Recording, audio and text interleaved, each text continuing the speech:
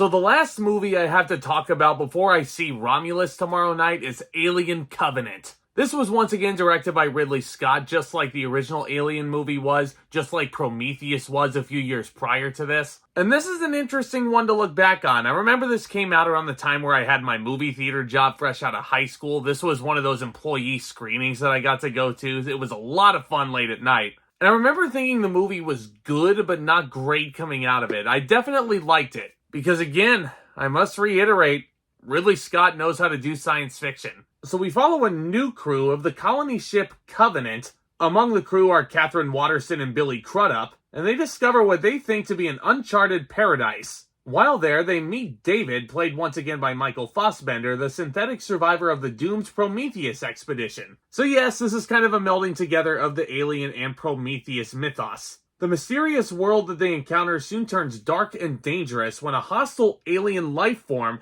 also known as a xenomorph to Alien hardcore fans, forces the crew into a deadly fight for survival. Now right off the bat, technically speaking, this movie is gorgeous to look at. Because again, you have Ridley Scott in the director's chair for this one, so it's bound to be gorgeous. You also have returning DP Darius Wolski, who he also worked with on Prometheus. And just like that movie, Covenant is a feast for the eyes. And I actually really admire how Covenant is one of those alien movies where you're not really confined to one place. Yes, in a lot of cases, it can be more terrifying when it's more claustrophobic and you're stuck on the ship with these creatures. But the fact that they're coming across this planet and we get to explore a lot more of this galaxy that we have here, 100 years into the future, no less, I think it's really cool what we see and the visuals that we get. And I hate to sound like a broken record, but when you have Ridley Scott in charge of your movie, it's bound to be nothing short of epic. Because this guy knows how to make any sort of situation as grand as possible. He knows how to create maximum tension. And that's done not just through brilliant computer design, and the aliens themselves look fantastic as they always do. Such a terrifying look. Covenant is absolutely rated R. There is red viscous fluid flying everywhere. A nice fresh contrast to the bluish tint that we get throughout the entirety of the film. Not only does Scott's direction make this feel epic, Jed Kurzel's score only amplifies the situation. He hits all the right notes. And filling in the shoes of the late Jerry Goldsmith is no small feat.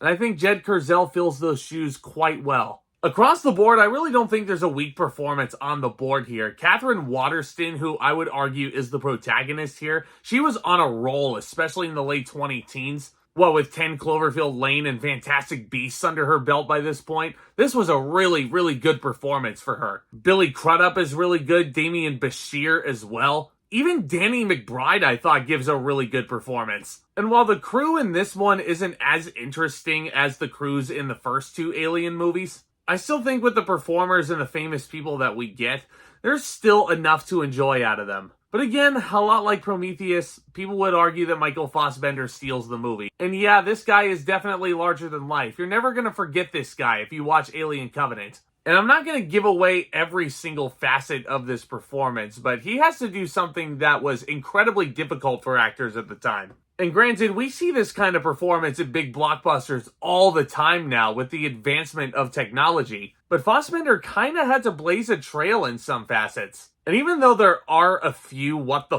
moments involving his performance, which I still don't really understand, you can't really deny that he is a world-class talent. And this movie again proves that. Now, I think the big concern going into Covenant all those years ago, how are they going to meld the Alien franchise with the Prometheus franchise? And the answer is, the screenwriters kind of had it all figured out. My issue with Covenant isn't even necessarily how they get to this point and how both of these big names come together. My issue actually kind of lies in the pacing. It just touches over 2 hours here. The pacing to me still feels very uneven. Especially in the first half, it'll feel incredibly slow. Then they get on this planet, and then action will really start to intensify. And then it'll start to slow down again after that little midway point. And I think it feels kind of uneven. If you want a slow burn, make it a slow burn the whole way through. If you want jam-packed action, make it that. It never really felt, especially the first time watching it, the pacing was all that consistent.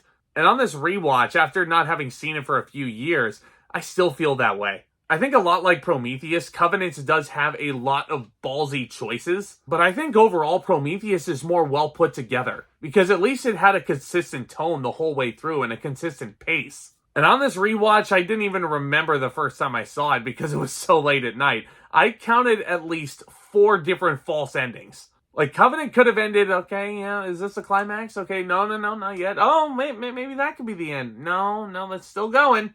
Movie's still going. Oh, wait, there it is. There's the ending. That's the climax.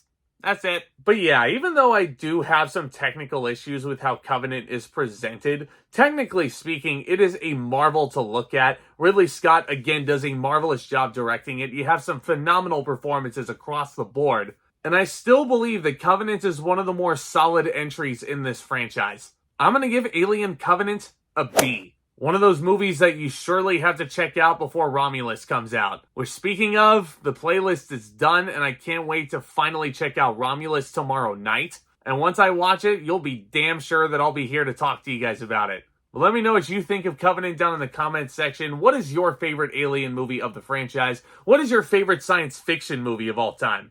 Lots that we can discuss over here and then some. Hit that subscribe button if you've stumbled upon this channel for the first time today. Hit that thumbs up as well. I mean, honestly, I don't know why you wouldn't be subscribed at this point.